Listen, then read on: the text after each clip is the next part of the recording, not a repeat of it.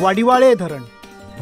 वाडिवाळे हे धरण पुणे शहराच्या वायव्य दिशेला पुणे शहरापासून साधारण 50 किलोमीटर अंतरावर लोणावळा शहराशेजारी आहे. वाडिवाळे हे धरण 1999 साली बांधण्यात आले. हे धरण कुंडली नदीवर बांधण्यात आलेले असून वाडिवाळे धरणाची उंची 29 मीटर म्हणजेच 95 फूट आहे.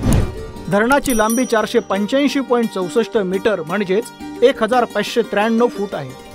या धरणाचा एकूण पाणीसाठा 1.44 TMC आहे.